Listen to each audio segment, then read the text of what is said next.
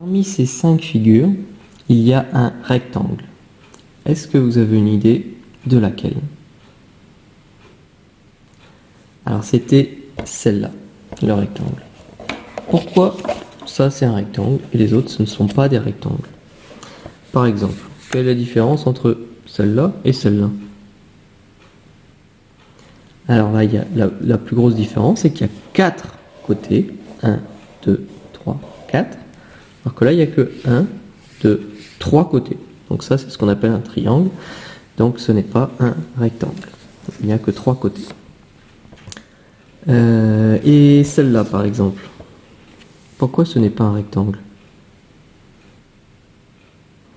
Et bien là, on a 1, 2, 3, 4, 5 côtés. Donc pareil, ce n'est pas un rectangle qui lui a 4 côtés. Et celle-là, alors, pourquoi ce ne serait pas un rectangle? Alors là, on a bien 1, 2, 3, 4 côtés. Donc il y a une autre raison. Bien, l'autre raison, c'est que le rectangle, en plus d'avoir 4 côtés, il a 4 angles droits. Vous voyez, je mets l'angle dans l'angle, un côté sur un côté, et je vérifie l'autre côté, il est bon. Pareil ici. Pareil ici. Et pareil ici. Donc il a 4 angles droits. Le rectangle, il a 4 côtés et 4 angles droits.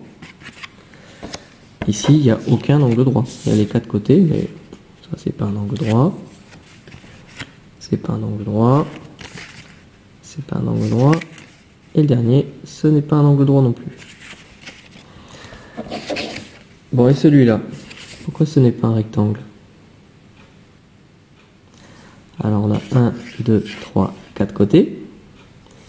Et on a quand même... Je mets l'angle dans l'angle, un côté sur un côté. Je vérifie l'autre côté. Oui, c'est bien un angle droit. Et puis ici, l'angle dans l'angle, un côté sur un côté. Je vérifie l'autre côté. Un angle droit aussi. Donc, pourquoi ce n'est pas un rectangle? Parce que les autres, ce ne sont pas des angles droits. Je mets l'angle dans l'angle, un côté sur un côté. Je vérifie l'autre côté. Ah non, c'est pas bon. Et là, je mets l'angle dans l'angle, un côté sur un côté. Et si je vérifie l'autre côté, il n'est pas bon non plus. Donc, ce n'est pas un rectangle. Donc, il faut bien retenir ça. Le rectangle, il a 4 côtés et 4 angles droits. Ok. Rectangle. 4 côtés, 4 angles droits.